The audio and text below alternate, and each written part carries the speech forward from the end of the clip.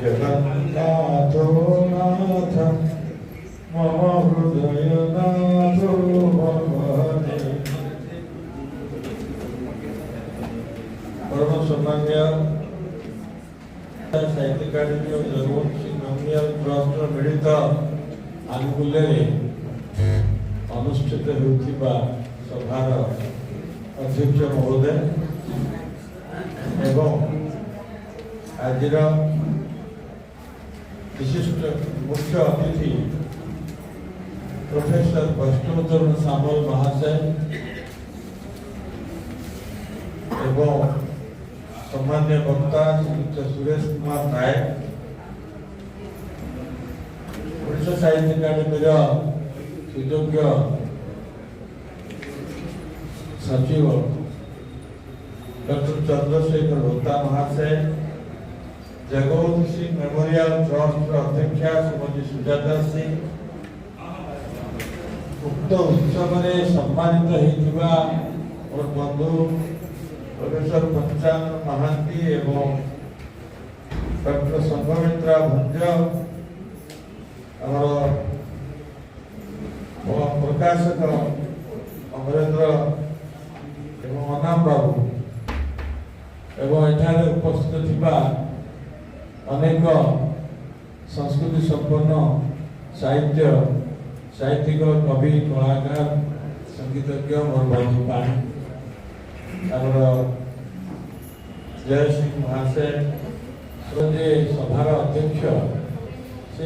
संपर्क में गोटे भीति प्रबंध संस्कृत से पाठ कले विशिष्ट वक्ता सुरेश बाबू से विषय निश्चप्रच भाव में कहीगले मोर कार्य लाघव होगा एवं तत्पूर्व जो प्रामाणिक चित्र देखिले से विषय आहरी जहाँ अज्ञान था सबू जानी सारे तेणु मुख्य वक्ता हिसाब जो मसीह गवेषणा करी परिचय पाइली प्राचीन उत्कल ओडिशार जो अलंकार शास्त्र जो अवदान ओडिशार अलंकार शास्त्र से संपर्क में गवेषणा करी जगवंत सिंह प्राचीन उत्कल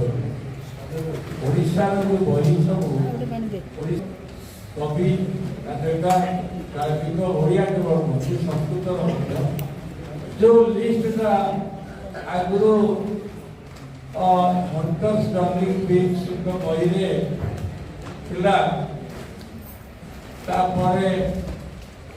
गोटे लिस्ट से आहरी रिवाइज कर जो कथा शिशिर बाबू कहले सुरेश बाबू जे कथा को कहते अण ओडिया लोक मैंने ओडिशा इतिहास लिखिले एवं से ओडिशा को भल पाऊ नथिले कोपरि भाव में लिखिथिबे कथा आपन जानी तेणु मो जड़े ओडिया हिसाब से मोर ओडिशा इतिहास लिखुची आज जो अस्मिता नाम जो गर्जन चली तर्जन चली से सबूर बहुत वर्ष पूर्व जगवंत बाबू प्रमाण कर प्राचीन उत्कल मुझे घर हेरागरी साइड से जो गाड़ुआ लाइब्रेरी पाखे तेणु से घरे थे अग्नि उत्पाद होता अग्नि उत्पाद बहुत बही पढ़ी जानते अनेक अप्रकाशित ग्रंथ जो काठ सिंधुकार से पढ़ीगला ତେଣୁ କେବଳ ଯେ ଯେଉଁ ବହିର ଲିଷ୍ଟ ଆମର ମାସେ ପଢ଼ିଲେ ସୁରେଶ ବାବୁ, କାରଣ ସିଏ ବହୁତ ଭାବରେ ତାକୁ ତୟାର କରି ଆସିଥିଲେ କହିଲେ, ତେଣୁ ସେ ଦୃଷ୍ଟିରୁ ତାକୁ ଆକଳନ ଯେକୌଣସି ବହିରୁ ଯଦି ତାଙ୍କର ଗୋଟିଏ କେବଳ ଉତ୍କଳ जो प्राचीन उत्कल बहिनी केवल था राजनीति छाड़ू सामाजिक जो संपृक्ति छाड़ू ताही यथेष्ट समग्र ओडिशार जड़े प्राज्ञ पुरुष हिसाब से मन रखा यथेष्ट जपरिक बेले बेले गोपबंधु बाबू केवल धर्म पदाई जो चटी बही था किसी गोपबंधु विषय के गो जहाँ काव्य लिखिं जहाँ लिखिं जहाँ कर सब किसी न रही केवल से गोटी अमर करता तेणु जो माने बहुविध प्रतिभार अधिकारी से जेकोसी कृति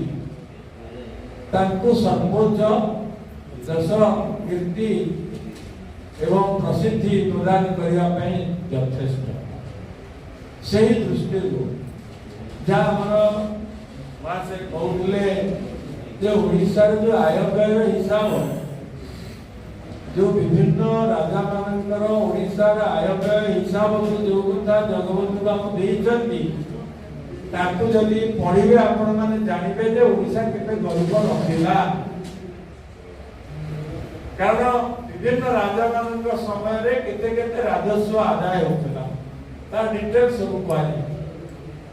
एवं आज जो हिस्टोग्राफी इतिहास बही लिखार जो कौशल पूर्व तो आमर भीमसिंह स्टर्लिंगर अच्छी भीमसिंह बुझीगले स्टर्लिंग भीम्स एंड हंटर ऑन ओडिशा भाई नवीन कुमार साहू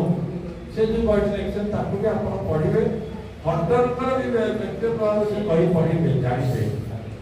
यही जो माने राखालास बनर्जी हो कि जो मित्र हुआ राजेंद्र लाल मित्र हुआ से बही भाव में आप इतिहास पाइबे ना आज हिस्टोग्राफी हूँ माइक्रो हिस्ट्री जुग प्रत्येक गाँव हिस्ट्री अच्छी प्रत्येक प्रत्येक घटनावली प्रत्येक मुहूर्त इतिहास जो भारतीय स्वाधीनता संग्राम इतिहास कहते किसी नुह सब मिछ अधिकांश मिछ तार कारण मोटा मोटी कहया माने मिछ जतबे आपण डिटेल को जिबे प्रति जनपद को जिबे प्रति ग्राम को जिबे जो कथा कहले हमर ब्रह्मगिरी तांकर जो ब्रह्मगिरी कथा कि काणपुर कथा कहले जे काणपुर रे एते एते विचक्षण संपन्न प्रतिभा जो राधा ये डॉक्टर राधा ये राधाचरण पंडा जी थे डाक्टर थे नया सी शगड़े बसी चिकित्सा कला समय प्राची नदीर ऐतिहासिक विभव लिखी जो प्राची नदी संपर्क में गवेषणा करूँ आम देखलु जे राधाचरण पंडा जो इतिहास लिखते बहुत इतिहास तथ्य घर रहीगला अप्रकाश से कथा आमर मानसिंह बाबू जानते कि नहीं जानी सेगुड़िक प्रकाशित हो पारि आज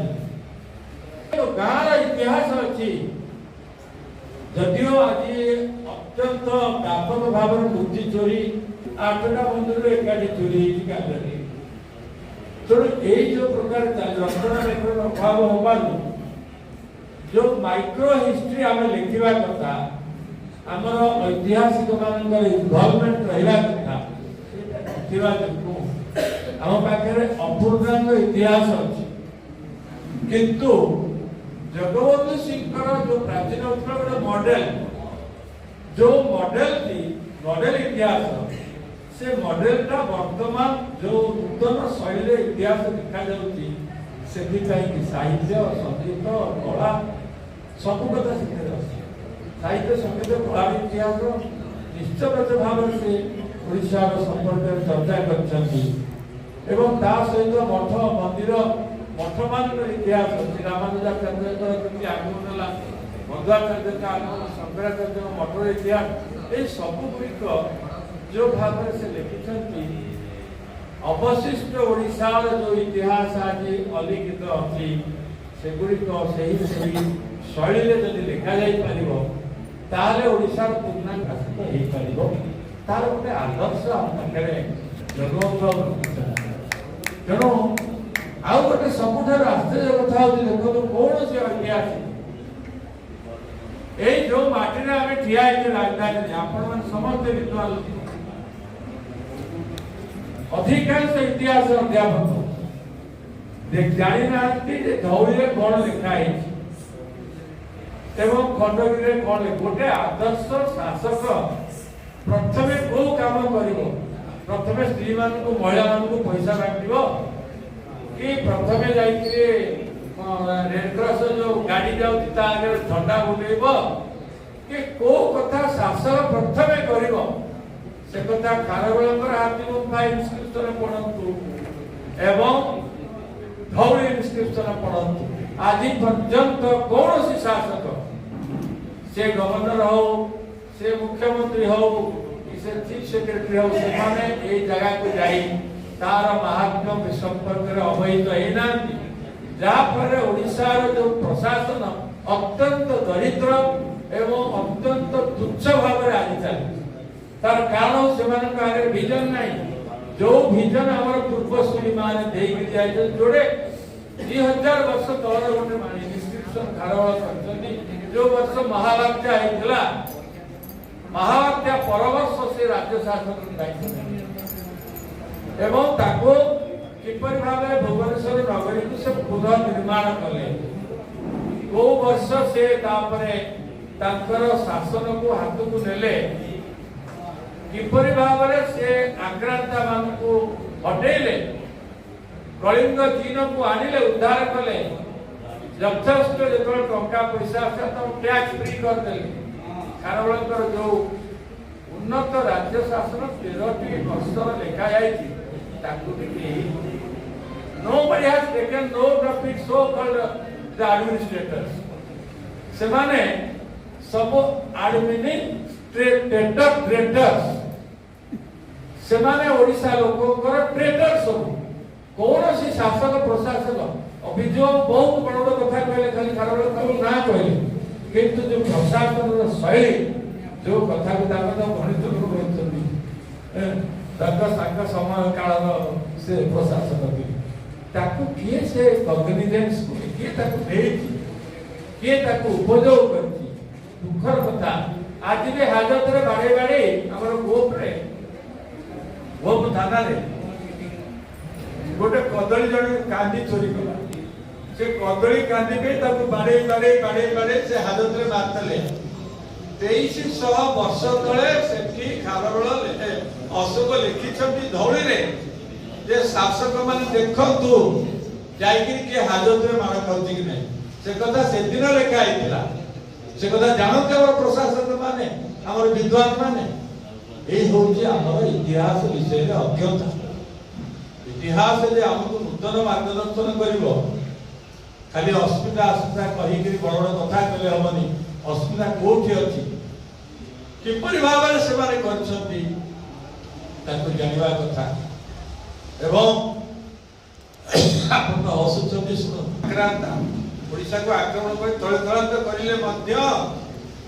उज्जैन रे तार जो भाईसराय बसिथिला कुमारमात्य से जतबे आसीबो से सब ऑफिसर मन को डाकी करी एही कथा सुनै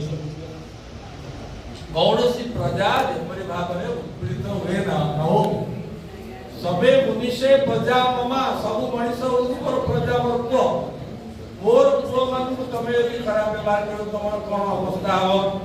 तमर इह लोक जीव पर लोक सेही भली भाव हमर प्रजा तो ए जो था एछि थिले मध्य